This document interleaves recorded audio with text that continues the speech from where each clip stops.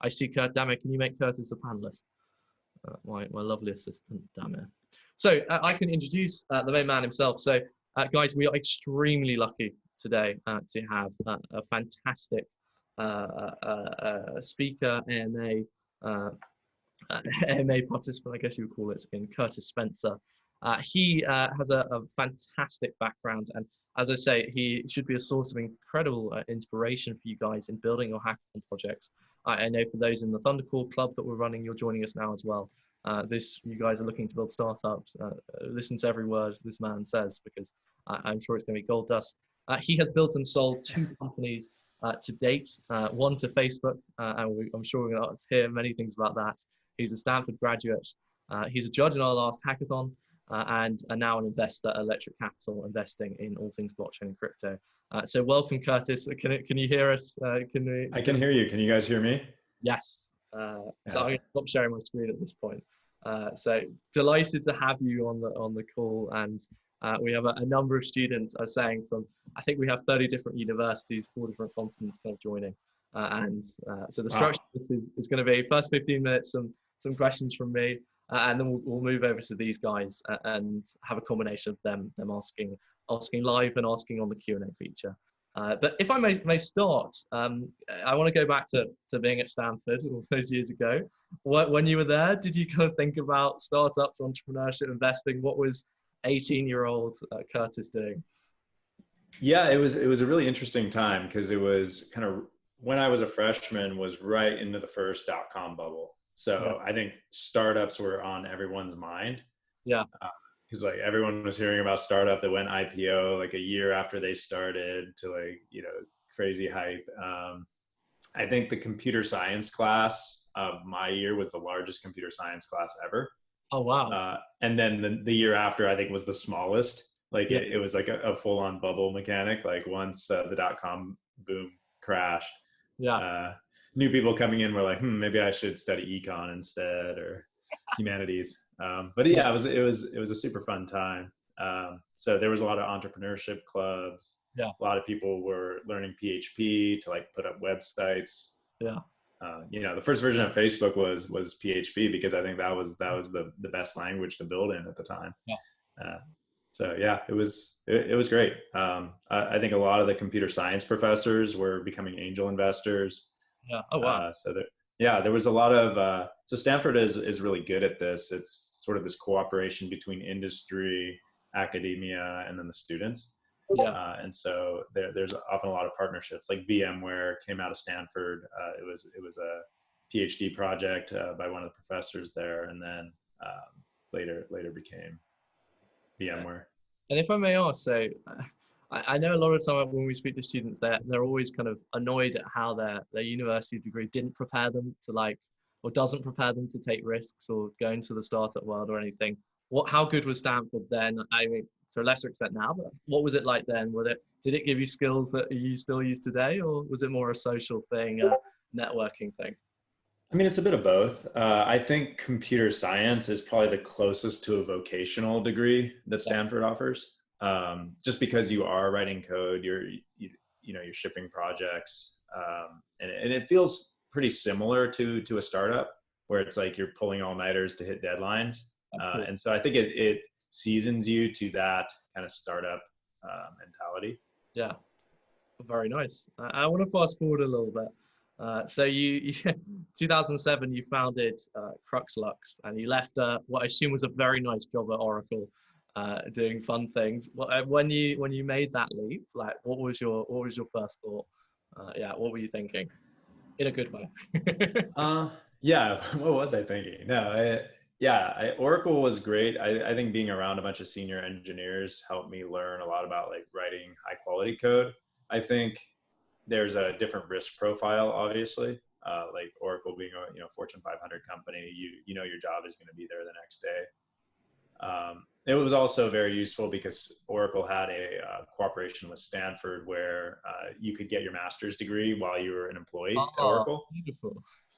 Yeah, and so I took advantage of that and was able to stream classes, and they let me go to class a couple days a week.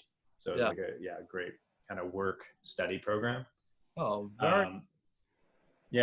And so I had gotten to know a few classmates really well in computer science, and we'd always talked about starting a company. And I ended up starting Cruxlux with one of my, former colleagues at Stanford named Guha Jayachandran. And I think looking back, what we were trying to do is figure out like a really hard technical challenge that we knew we could differentiate. Yeah. So, building out a semantic search business was something that was super hot in that era. Yeah. Like this was the time where Google had already kind of gotten product market fit, it was a massive business, and people were figuring out how could you kind of derive like more value into search results by actually semantically tagging things. Yeah. So what we could do is like find relationships. So if you were searching for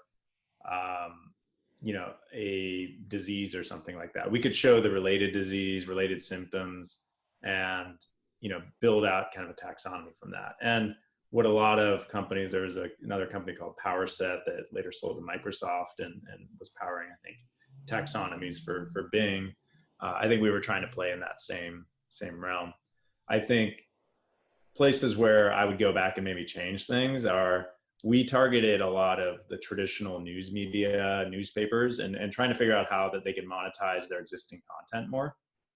And when you're targeting a market, like one of the things that you look at is market size. Like how big is that market? And like, the news media is a huge market. The problem with the market is it wasn't a market that wanted to innovate very much.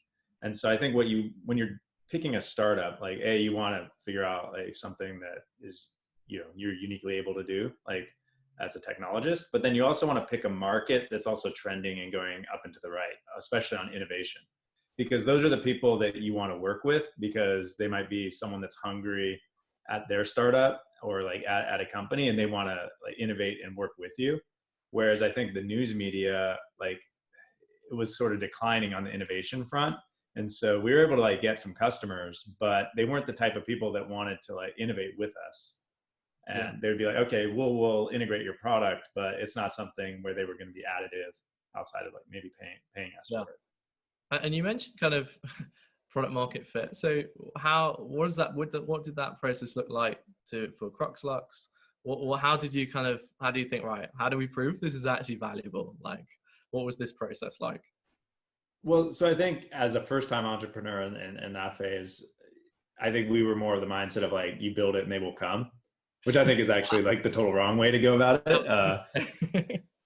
But I think engineers fall into that trap. They're like, hey, we're going to build something really cool, and people are going to immediately recognize it as really interesting, and then customers will come flocking in the door, and that's the farthest from the truth, right? And so you have to build something, but then also sell it. Yeah.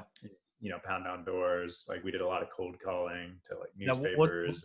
What this is something we always kind of find speaking to the hackers. Like, what are your top tips for selling? Not even selling, but what the process, the mindset. How do you go about approaching it?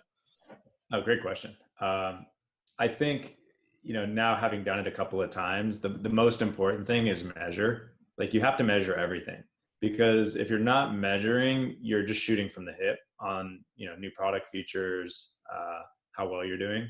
And so having feedback mechanisms to know like how successful something is really important, and allows you to move much more quickly, because acting on pure instinct is more like a luck thing, right? Like, yeah, you could luck yourself into product market fit by just like, if you have like a really good product instinct and you get it right the first time. But I try to like minimize the luck component as much as possible, and just, learn to measure and learn like what changes like move those metrics in the right direction, and then keep doing more of those. Yeah. I want to kind of investigate this idea of luck. Like, what's in your success, and I think it's very clear you've been extremely successful, what is the role of luck? So do you think one can minimize it, but it's still there, the fundamental factor, or where does it stand? Oh yeah, I think luck is still a massive component. A lot is like on timing of when you meet people. Like there's a lot of luck in there. So like, I think when I've gotten to work with my co-founders, a lot of it is like the luck on timing, where like we were both at a juncture where we were ready to start a company. So that's one component. And then there's also sort of like luck on which people find your product at the right time. And some of that could be like an influencer popping in, trying your product, and then they like tweet it out to their like million followers. That can be meaningful, especially if your product is the right product at that moment where it captures that audience. Yeah. So that's one component. The other might be something where the right person at a company that has the ability to make a decision to use your product. That's another component where luck factors in. But a lot of it is like making sure you have the right product at the right time. And that's less luck. It's more just your execution ability.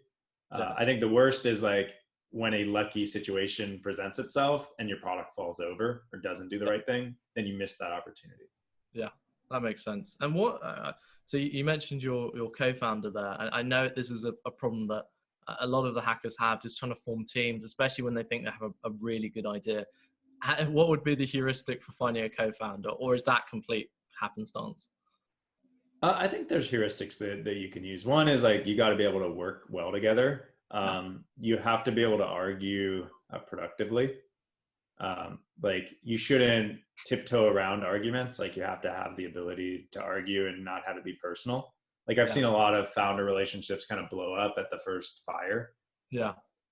Where there just wasn't a way to like back down from a disagreement. Yeah. And so I think you want to figure out that, like, stress test the relationship a little early, like disagree on something just to see like how it plays out. Yeah. That's one heuristic. I think the other big heuristic is finding a complement. Like I think too often I see like two great engineers go start a company, but that usually doesn't net out as well as like a great engineer and a great designer pairing up and splitting responsibilities. Because I think you want sort of a great multifaceted team that all has founder level equity. I think that's like the ultimate recipe for success. I mean, obviously there are counterpoints to this where like two great engineers have started something, but oftentimes, you want someone that can like totally own product development and another person totally own like the infrastructure engineering. Yeah. Awesome. I know people are keen for the juicy details, so I'm going to ask the obvious question. When you sold company one, what did you feel like? What was this process like? Was it a surprise? Was it expected? Was it relation? What was going through your head? This was more like, hey, there's still a ton of work to be done. And, I think neither of my exits were things like, hey, I'm going to sell this and then I'm piecing out and then I'm going to the beach. Like, that's the thing. Like, they were both acqui-hires in a sense, right? Like I've still yet to build the business where it's, multi-billion-dollar product and you sell it and the other company takes it over entirely. And, maybe you're an executive there for a couple of months and then you're out. It's always been like, hey, there's synergies here between like technology we had built. And when we landed at Facebook and Cosmix in the case of Cruxlux, there was just a ton of work still to be done. So like we had built this like semantic search technology at Cruxlux, and Cosmix was trying to build a Google competitor that was focusing more on these really rich search results. And they had product market fit in the health vertical, where you would search for a drug or a disease, and we could show like a very rich result. And so we wanted to continue to like build that product out. Elation in that there was like, hey, there was a team that found value in the stuff that we had built. And we were excited about sort of the mutual direction together, but it wasn't like, oh, I'm done. It was like, okay, now like the real work is starting too.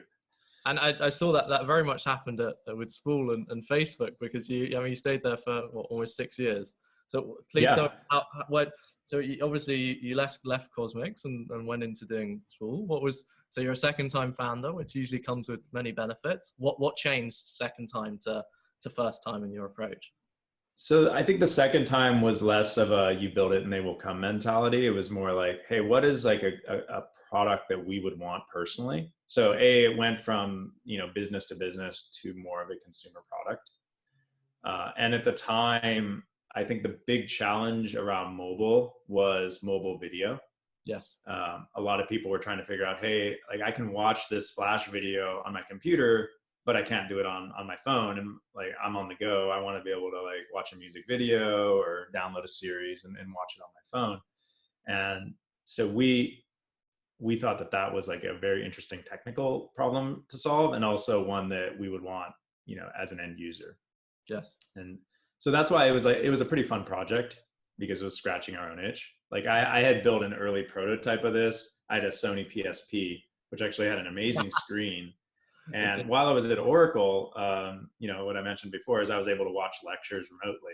And on my commute, what I did, I wrote a script that would download the Stanford lectures, and I could play them on my PSP.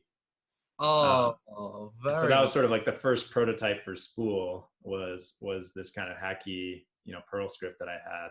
Yeah. And then we productionized it to be able to essentially work on any video content on the web. So you could go to, say, YouTube and be like, oh, there's a great video. I want to watch it on my phone later. You could hit the Spool record button. And what we would do is spin up a machine in the cloud that was dedicated to you. And then that would go and open up a browser, record the video and audio, and transcode that into a mobile-friendly format. Oh, beautiful. And very nice. Yeah, it was really cool. And our lawyer was actually one of YouTube's lawyers who had advised them on sort of like the copyright ramifications of YouTube. Yeah. And he kind of helped us devise this method where, as long as each user got an individual machine or a virtual machine, you're in the right by copyright, because you're essentially putting a TiVo in the cloud for them. Yes. Whereas if you just like copied the video down and then broadcast it out, you would be, you know, on the wrong side of copyright. Yeah. So we had this pretty involved system that, you know, could get around copyright, because you were recording it individually, like you weren't actually doing anything wrong. That lawyer, I'm sure, earned his fees. He did, yeah. Yeah, I'm interested in. I know a lot of people, in our hackathon, like they consider fundraising, and it's this big. You've seen both sides of the fence, but it's this big kind of grey area. What was your kind of fundraising experience for Crux, Lux, and Spool? So how many rounds were there? Yeah, were you always trying to raise money? Was it easy? Was it hard? Yeah, so for Crux, Lux, you know, we had both built up a bit of a war chest from working, and so we bootstrapped it. Like we kept super lean, you know, it was just the two of us working on it. You know, we did sales, we did engineering development. Looking back on it, I think we probably should have raised some seed capital, not only for the capital, but I think having cheerleaders in your company early is really important, and strategic and, you know, useful intros to companies, give you feedback. Yeah. Just having more people with skin in the game is great. Yeah. On the Spool side, you know, we did a more traditional, you know, Silicon Valley raise. Like we did the seed round. We did sort of like a seed plus, where we'd gotten the product shipped and we were able to raise some additional capital as well. And then, you know, during the phase where we were doing some Series A, you know, pitches, we also were getting the mix on the acquisition front, and that's where we made the decision where we were to go with the acquisition route. Yeah. Oh, very nice. I'm conscious I've been asking loads of questions. So whilst I have a list longer than my piece of paper, I'm going to hand over. Damir, can we get Ike? Ike has got his hand raised. Can we get Ike asking a question? Damir is muted on very much on technical support today. So Ike, you are live. This feels like a radio. It's quite. Hello. Hey Ike, how you doing?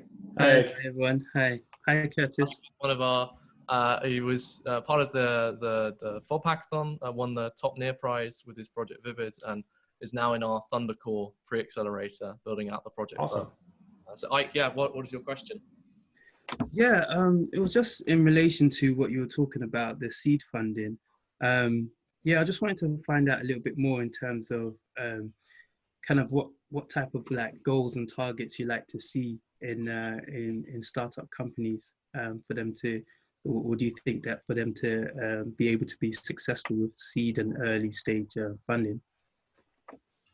So I think seed funding, you have a lot of flexibility. So I think a lot of seed investors invest more in the people than in the actual idea. Obviously, if both are good, it's going to be easier. I think what they look for is your instincts on product, like your pedigree, like were you an engineer at Stripe versus like a tier 3 company or something. So there's a lot of that that comes into it. I think the important thing on a seed round is not to sell too much of your company. So, targeting in like that 10 to 13% range is ideal because it allows for other investors later to come in and still have meaningful amounts. I think when we see companies come in for later stage funding, one of the worst things to see is like someone taking 20% of the company early. And it often happens with first-time entrepreneurs where someone's like, hey, you have a great idea, you need help, I can give you 50 grand for 15% of your company. And that's like, it's just not setting up the entrepreneur for long-term success, because if you sell too much of your company too early, to raise additional capital, you're left with less and less of the company. And I think the worst case is like you might have $100 million company, but you only own 10% of it, and you're just like less incentivized to come to work each day. So I think you just want to be really careful early in getting the right amount of capital and the right people around the table. Awesome. Okay. I want to ask a question. Thank you very much for your question. I realized we've only done a blockchain bit yet, so I have to ask. So what is your view of the blockchain market right now? You're an investor with Electric. What is your view on the market and startups in it? Yeah, it's a super exciting time. I thought we would be where we are today in 3 or 4 years, just given the current macro climate. I think what's interesting about blockchain is you have so many facets to it, right? Like you have people creating like state-free money on like the Bitcoin and Ethereum side, which I think is like high risk, high reward, potentially game changing for the global economy. But then you have things all the way down the spectrum, right, where you could have games, you could have a lot of open source projects that now have a funding model that makes sense. You have ways to create even something like a Libra, where they're not trying to create a new form of money, they're just creating something that's like a closer to a digital dollar. Yes. So there's just a lot of different ways to play. What I'm really excited about is, I call it like multiplayer business models. So when you look at the past, it's like you kind of have a company go on an exponential, growth trajectory, become the biggest company in the world, and then they become the evil empire. It's like, you're a hero long enough, then if you live too long, you become the villain. And I think Microsoft is a good example of this. Google, they started out with this like don't be evil mentality, and now they're viewed kind of negatively, I feel like, across the engineering culture, at least. Yeah. Apple is the same way. It's like they kind of became this like amazing, success story. The Steve Jobs came back, brought them back from the death, and now they're, one of the biggest companies in the world, and viewed as sort of like an extractive platform. Yeah. And what I think with multiplayer business models is, instead of, a blockchain based decentralized system coming in and just taking away the market share and then, not having anything to show for it, now you actually have the ability to participate in this. And in general, it's open participation. Like people can come in and start securing the Bitcoin network today. Even though they weren't early, you could start a large mining operation and become part of this thing. It's not like a winner take all monopoly. It's still like an open participation project that people can join. And Ethereum is the same way.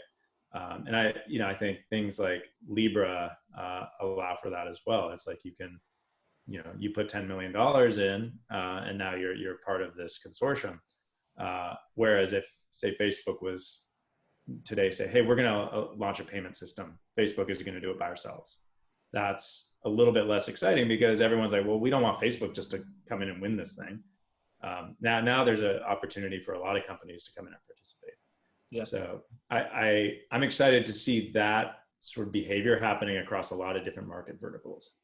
And it doesn't all have to be something that's fighting at the currency level. It could be something like a Patreon, for instance. Like Patreon's one company doing this. Imagine if you had all the content creators joining into a consortium where, you know, they could allow for fees to be paid to the most popular content producers, subscription models, and then, you know, the validator network of that could each take a little stake in it, as opposed to one company winning it. Like, I think Patreon, to me, would be like the next company that would be an amazing thing that people love, and then it becomes like the monopoly winner of this, and then content creators already starting to like turn against it. Awesome. Guys, just to remind you, if you do have questions, please put them either in the Q&A or raise your hand. I know we have a few people already have raised their hands, but please do keep the questions coming. I have one, which is what's the best project you ever saw, ideally coming out of a blockchain hackathon? Or yeah, it can be normal world, but even a blockchain hackathon, double points. Oh man, that's a good one. I have to think on that.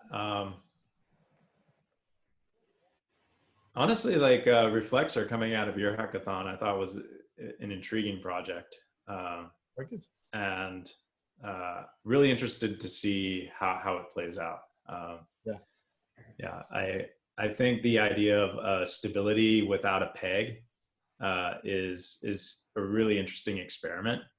And is it something that can exist, and can it be made to be automated in a way that it just kind of exists forever? Back at Stanford, I got really into control systems in general. Yeah. For like industrial systems, and it's a really hard problem, and it's like they always tend to have issues at some point that people don't predict, and then it creates resonant frequencies, and like the whole systems break. And you see this in like bridge design, right? And it'll be interesting to see if it can work in financial systems. And you know, I love the idea of smart contracts you can write once and deploy them, and then they run forever, and they don't have an issue. And the more of those that we can get out there, you know, and get audited, and they run for years without incident, you know, I think the better our financial system will be. Definitely. Right, let's go to Amin. Amin is another perennial or hackathon participant. He was in the final year one, building on Santiment, and this year won a prize on Tezos. So Amin, please fire away with your question when you're ready. Okay, so hi, I was wondering, so in the earlier stages of your startup journey, what were the signs that you knew that something was being done right and that you should continue investing or focusing towards something, versus when you should try stop investing effort and time into a particular way and recalibrate or change? How do you know you're doing something right versus when you should change? Yeah, that's a good question. And, you know, I think it comes back to like measuring. So I think a lot of times startups, they will like ship something and be like, oh yeah, this product feels great. Like everyone on the team loves this product. But if they're not measuring, they just don't know like if it's successful or not, or if the users are coming in and doing the right thing. Like an example, I think, with Spool, where we were doing the right thing, was building on Android.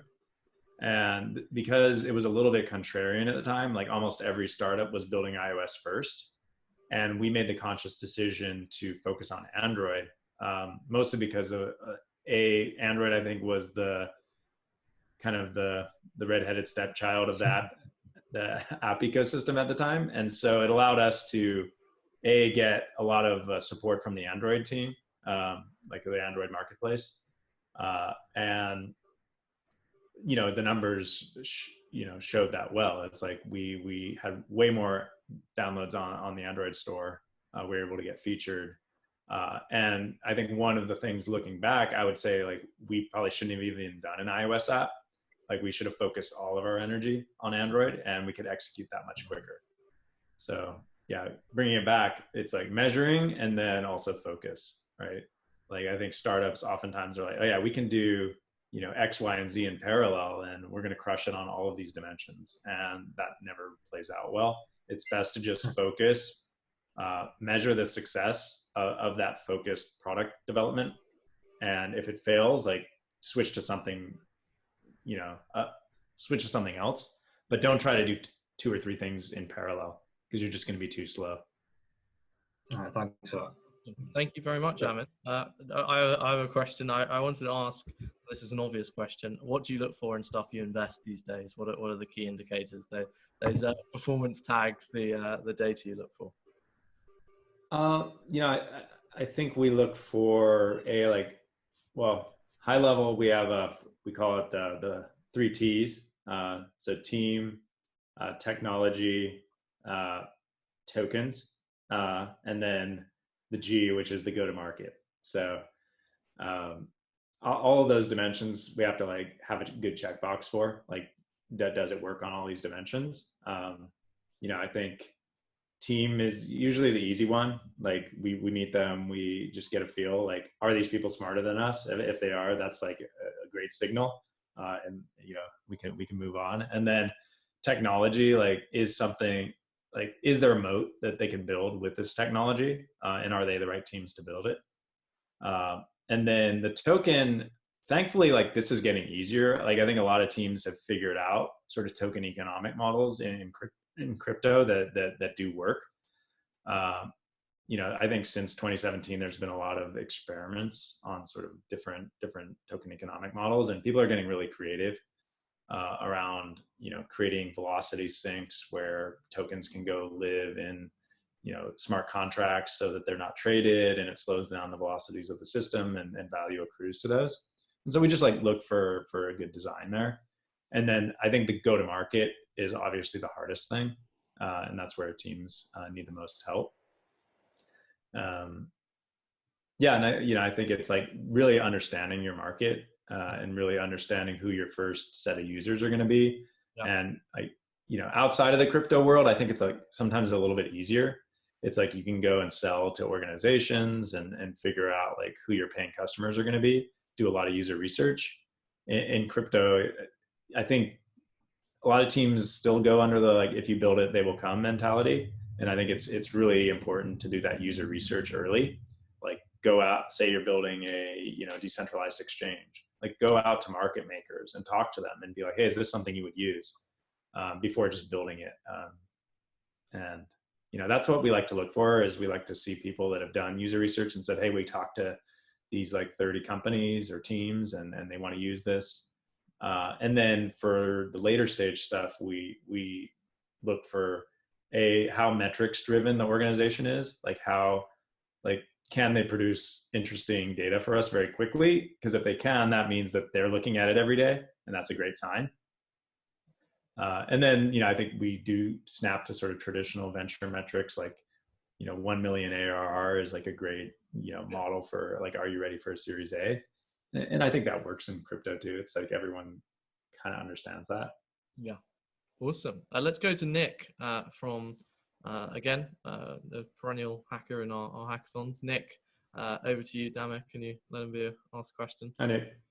Nick, you're muted, so let's sort that out. There you go. Can you hear me? Yes. Yep. Cool. Do you see blockchain or crypto projects getting acquired by larger companies? And if so, what kind of projects are these? And if you don't think you see that, then why do you think that is?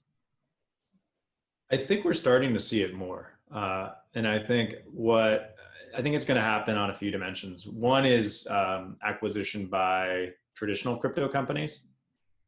So Coinbase's recent acquisition of Tagomi, right, is a good example.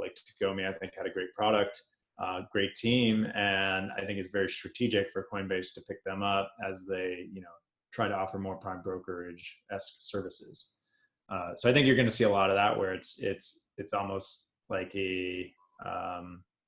it's just a strategic acqui-hire plus product hire, where just the team is stronger for having both. And then I think what you're going to see more of is traditional enterprises that want to have a blockchain strategy and just don't have any in-house expertise around it. And they're going to be picking up teams either that have already hit product market fit, or that are just like really smart people that understand crypto and can come and lead that organization within those companies. Awesome. Thank you, Nick, very much. And if anyone else wants to ask questions live, please just raise your hand and we'll get to you. Let's go for some of the written questions in the Q&A box. So let's go for the top one. When you create a company, how do you keep competitive relative to other companies, startups, and open source projects? Do you need some sort of patent? I presume this is more on the technical side, but how do you stay competitive versus, should you even care about competitors when you're a startup? I think you need to stay intellectually honest around competitors. Like you should know who they are and what they're doing and what they're doing right. Definitely not worth ignoring. I think patents are oftentimes not that useful, especially in startups. I think big companies use them almost as like a defense mechanism. It's like a cold war of patents. It's like, I have 1,000 patents and you have 1,000 patents, and so we won't sue each other because there's probably one that you have that I care about and one that I have that you care about. And I think it can be a big distraction, like especially if you spend a lot of time on your patent and then you end up pivoting into something else, because you're going to be spending a lot of time on like legal fees and I don't know, just wasted time writing out those documents. I'd focus on just shipping tech and getting early product market fit signals. And I think that's how you stay competitive, is just focusing and shipping. Awesome. Next question. How do you compare blockchain hype now with the early internet? I think they're similar. I think it's, when I look at the actors that are involved in crypto, it feels very similar to like being on early BBSs in the internet, like a little bit of anarchy, a little bit of kind of like social misfits, and then also just super smart like economists and academics, and it creates that nice primordial soup where there's a bunch of people from different backgrounds all kind of debating each other. So yeah, in that way it seems similar. I wasn't around in like the super early internet, like ARPANET era, and I think that probably was a little bit different, but at least in early 90s, there's definitely a lot of overlap, like going to like computer meetups, and I'd go to a lot of these computer fairs, and you just have this whole cottage industry of people selling like motherboards and cheap modems and just trying to get people online. A lot of entrepreneurs. So yeah, in that way it feels very similar. Awesome. Let's go to Chris at Prosper Chain, who is again won the SAP challenge in the last hackathon. So Chris, please feel free to ask your question. Thank you. Yes, just wondering, in DeFi, do you see any gap in the market, or if you can see, what do you think the gap in the market? Thank you. Yeah, it's a great question. I think the exciting things happening in DeFi right now are sort of these like lending systems, as well as things like flash loans that enable like new forms of trading. I think with DeFi, especially in how it's implemented on Ethereum, you have this like really interesting property where with every transaction, during that moment in time when your transaction is being executed, you can essentially freeze the entire financial system and do what you want to do with it. And that, I don't know how long that will last. Like, I think when we move to more scalable sharded systems, I don't think you're going to have that freeze the world ability anymore. Like, you're going to have to deal with the risk of things like your transaction not executing. So I think that's one gap in DeFi, is like, how do we solve for that world? The other is, I think, capital efficiency. So a lot of things happening in DeFi right now are highly over collateralized. So when you make a maker CDP, you have to over collateralize by 150%. And when you compare that to the traditional financial world, you're often under collateralizing positions, and that gets you more capital efficiency. So I think that will be probably like the next wave of interesting platforms on DeFi is the ability to under collateralize. And I think there's a lot of research happening right now on how that can be done. But, more capital efficiency, always better, right? Thank you very much, Chris, for a great question. Next question. So how much do you, with the COVID situation and university education going pretty much exclusively online, what do you think is going to be lost at the university level? And is this fatal, or are we going to get kind of some positive externalities? I think you're going to lose a lot. It's similar to remote work. I think remote work in many ways is more efficient, and I think people are getting a lot of stuff done, but we're sacrificing a little bit of the creativity and sort of the serendipity of the hallway conversations, or, college kids hanging out in dorms late at night and doing crazy shit is like how a lot of great things happen in the world. Yeah. And I think, you can digest the material of a lecture, but you lose a lot of that creativity. And I feel like I got to see both of that. Like the undergrad experience where I was like living in a dorm and meeting people was very different from my master's experience where I was doing it a lot remotely. I was able to, get good grades and digest the material, but I feel like my best collaborative experiences were in person, where I was just bouncing ideas off of friends like late at night. And I think it's really hard to replace that. And I would say that's one of the main reasons to go to college at all. Yeah. I don't think the credential is as important as sort of the camaraderie. Yeah, definitely.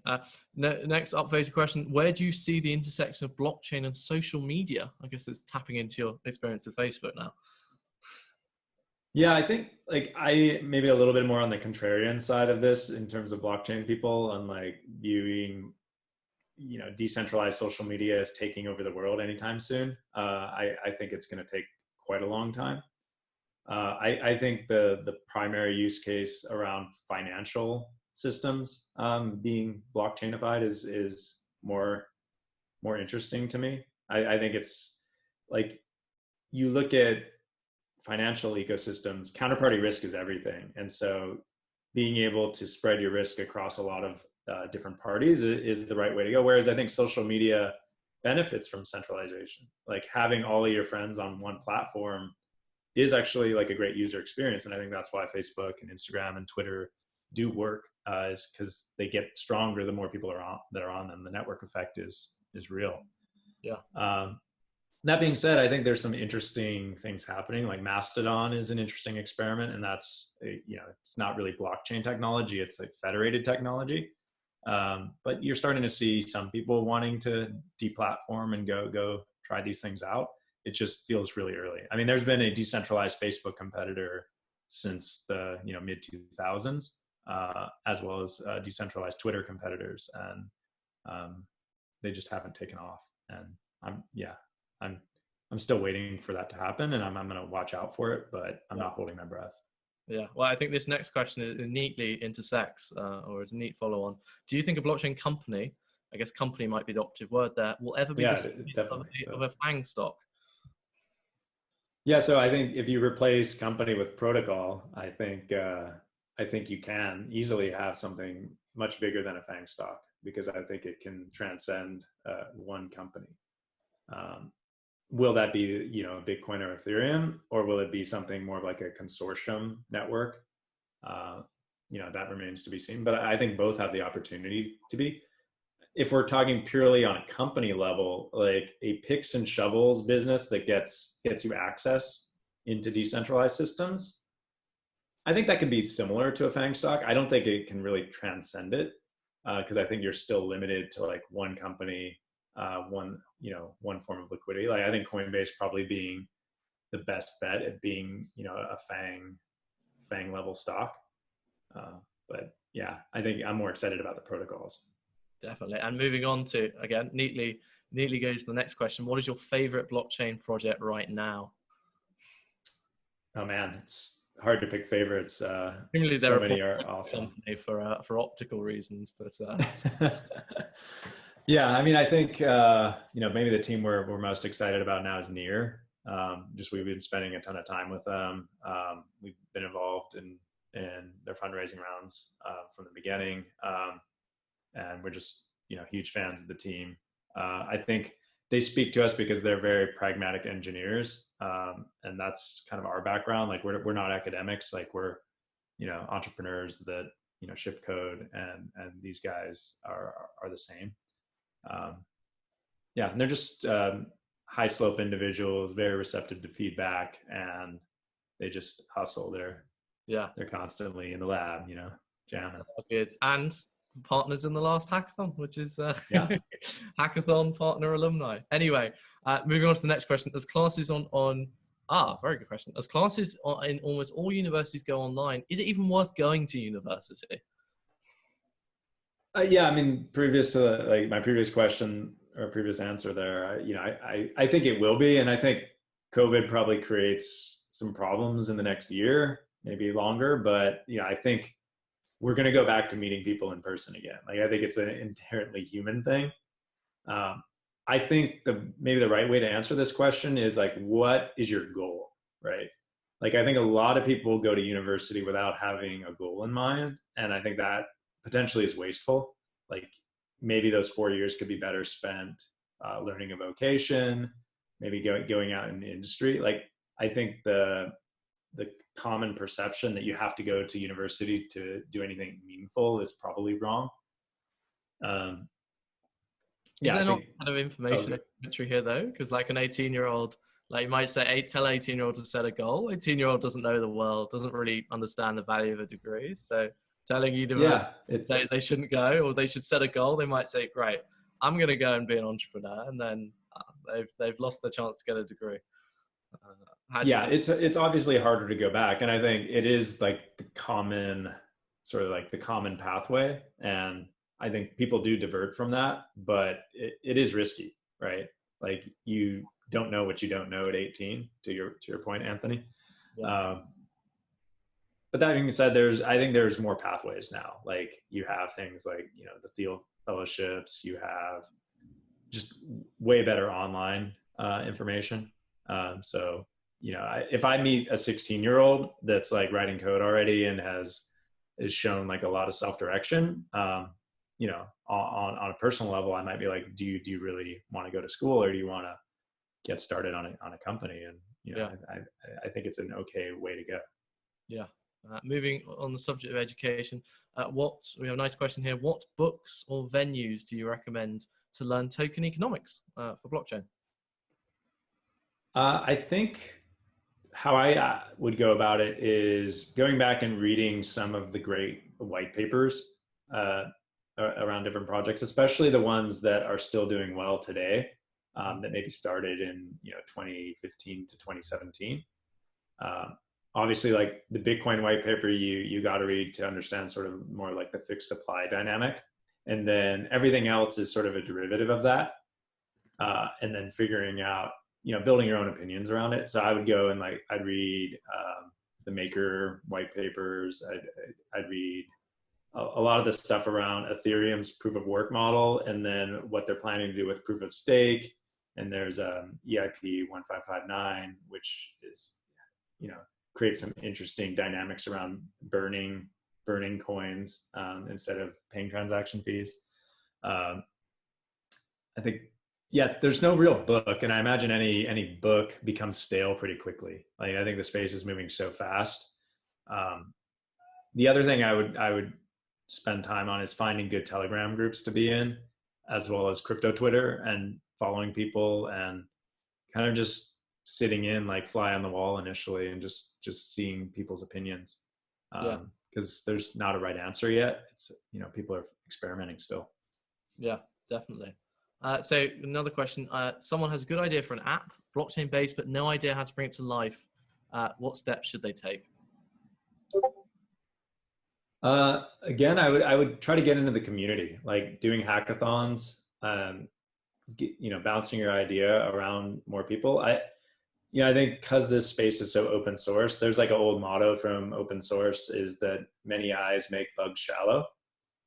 And the idea there is like, if you're trying to build a blockchain based system, I don't think you want to necessarily like keep it like this guarded idea. I think you want to get people poking holes in it early, and because you're going to open source it anyway.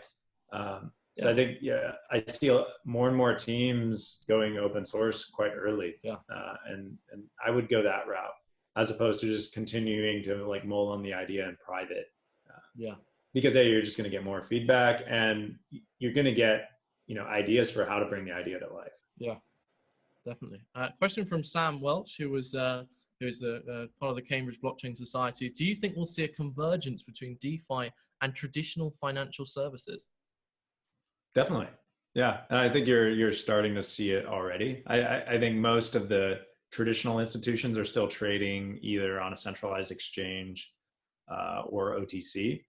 But I think how you're going to see it play out is the centralized exchanges are going to start to do more in DeFi. Like maybe they're going to start sending some liquidity to DEXs, or you're going to have order routing solutions like a Tagomi, where they might do some of the trades on Binance and some of the trades on DYDX,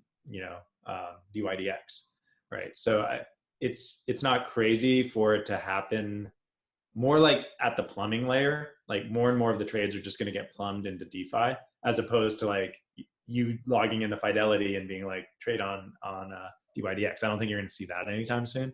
Yeah. But liquidity wise, I think you're going to see convergence. Very nice. What are the most common pitfalls for engineers that do startups? Something that I'm guilty of is the build it and they will come mentality. The other thing I think that engineers are bad at is getting help and delegating. I think one of the most important things for like engineers starting companies is get a designer really early. Yes. Because engineers try to design things and it's always a train wreck, and I'm guilty of this too. And having someone with like great visual instincts can really make or break your product. So yeah, I think those are a few pitfalls. Very nice. Data and crypto. What is your view? Privacy versus exclusivity. I'm not really sure what that means, but if you can make a yeah, not sure about the exclusivity angle. But what do you think is going to happen? Data and crypto. Is this an opportunity? Good question. I think on the data dimension, we're starting to see a lot of companies trying to be the Bloomberg of crypto. Yeah. So there's sort of like I'll try to answer this question around like the alternative data angle on crypto, where if you're a hedge fund, being able to like trade on, data that's happening on chain, and most of the data happening on chain today is public. I think there's a lot of value you can get out of that. Like you can see which platforms are growing, which ones are getting more liquidity. You could even run a strategy around front running trades. Like if you were a miner, you can actually look at all the transactions coming in and say, hey, like that looks like a transaction yielding that person a lot of, P&L right there. Like insert your own transaction first. So yeah. I think that's where the lack of privacy in current blockchains is very detrimental. And I'm surprised we haven't seen more of it. I think it's only a matter of time till miners start running this code on every block. As for privacy, I'm excited by a lot of opportunities there. And I think privacy is probably going to start more on the transaction dimension, like on the peer-to-peer transaction. But over time, we're going to have more and more smart contract level privacy. Because if you think about most contracts in the world, they're private, right? Yeah. They're not like put out there for everyone to see. And I think things like escrows and trusts and all these things potentially get put into smart contracts. Not today, but I think it will happen. Yeah. On to our final question, because I'm conscious of time. So last one, what helped you most to develop? I mean, it says entrepreneurship, but let's go as an entrepreneur. So what really were the key factors? I think like my earliest like brush with entrepreneurship was, when I grew up, there was a friend in our neighborhood that he ran a paving contracting shop, and he would hire a lot of the kids around the neighborhood to work in the summers, like out paving parking lots and little road patch jobs. And it was like super grueling, hard work, but it also like, it taught you a lot about like entrepreneurship, because a small business, you understand, hey, the job is going to pull this much capital in. You got to pay your people this much to get the job done. And it like taught me about sort of like looking at a balance sheet and all this stuff. And it also taught me that, hey, you don't want to be the guy shoveling the asphalt. You want to be the guy running the business. Definitely. And so I think that was my first kind of brush with understanding like how to run a business. And then, Stanford, all these entrepreneurship clubs helped out with that as well. Yeah. And just getting tapped into that community. And you see a lot of inspirational companies kind of around Silicon Valley, and that just helped solidify that. Yeah, I actually have to ask this last question. Someone's asked, love the shirt, where's it from? Oh, this is it's a Bonobo shirt. So yeah, they're really comfortable. It's great. It's, it's going to be like a 90-degree day here in California. So yeah, challenge to anyone on Discord, if they can find the shirt and paste it in random, this will be, you'll get a die from me. Anyway, guys, Curtis, thank you so much for your insight, for your time. It's been incredibly insightful just for me. So I assume it's exactly the case for all the hackers and those that have joined us on the call today. And we're going to publish this on YouTube and share with our wider audience as well. So I'm sure they're going to enjoy it. But thank you so much for your time. It's been an absolute pleasure. Absolutely. And that was a pleasure. Thank you, Anthony. Oh, thank you. So for all of our hackers, so this actually brings to the end of, it's part of Workshop 1. I will share everything about today's MA, about my little talk before, guides for the hackathon. All the material will be shared on Discord for the Thundercore Clubbers. We actually have a call now after this event. So I'll see you there for your updates. But guys, thank you very, very much. Curtis, thank you again. And see you all very, very soon. Cheers. Bye-bye. Thanks, guys.